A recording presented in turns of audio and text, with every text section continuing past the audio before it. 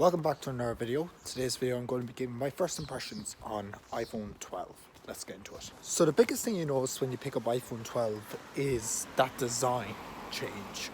Now I'm coming from an iPhone 10, which has pretty much the same design as the 11 series, the 10s series. But one thing it does have in common, which I will not forget, is the glass front and back. Now I checked out the 11 series first, and yeah, it's premium design, like we expect.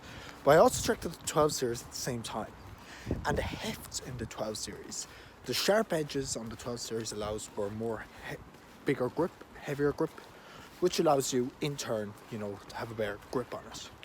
The sharp design should also allow you to stand the phone upright, similar to iPhone 5 if you like that. I checked out the blue color, and the blue color is very blue. Like, it's a deep blue. The Apple website and the websites in general don't portray it correctly.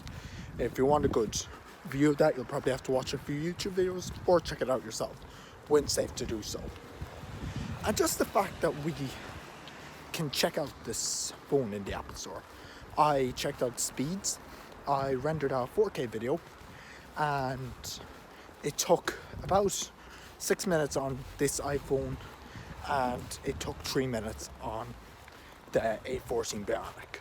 And this is a 4K 60, and it's the HDR Dolby Vision colors. The 10-bit color and the camera, fantastic. Love the camera. I'm filming this on an iPhone 10, and currently the iPhones just have the best camera on the market. Obviously, this is subject to change, but for the moment, if you want the best possible video camera performance, I think you'll have to go with the iPhone 12 Pro.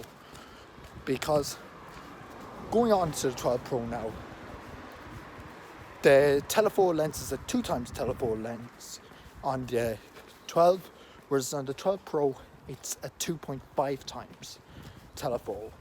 The sensors are larger on the Pro, so you're getting that. Battery life has yet to be seen because I don't actually have long-term testing on this thing. So I'd have to see long-term if I was to pick one of these up. And by the way, no, I did not pick up an iPhone 12.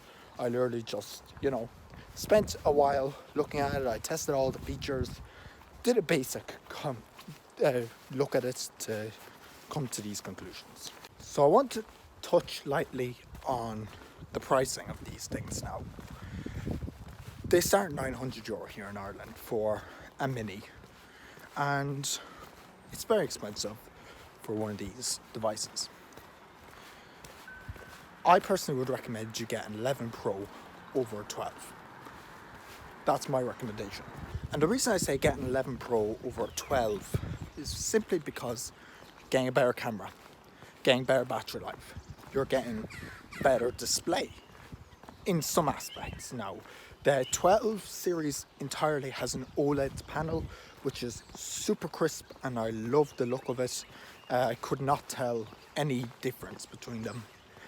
The design is a bit older on the 11 Pro, but it by no means looks bad. If you're into green, you can only get the color green, midnight green, on the 11 Pro series. So if green is what you want, you kind of have to go for the 11 Pro, which sucks, but that new midnight blue color, oh my god. If you have to get an iPhone 12, my pick this year, I'd say, I don't normally go for it, but gold looks amazing. It doesn't translate good on camera, but if you just go to a store and look at it, you'll be instantly sold. Or, failing that, if you really want the color blue, you're going to be looking for a while. It's the most in demand color, so there's that. So that's my first impressions with iPhone 12 and 12 Pro. Let me know what you think in the comment section below. I'm Connor, and I'll catch you next one.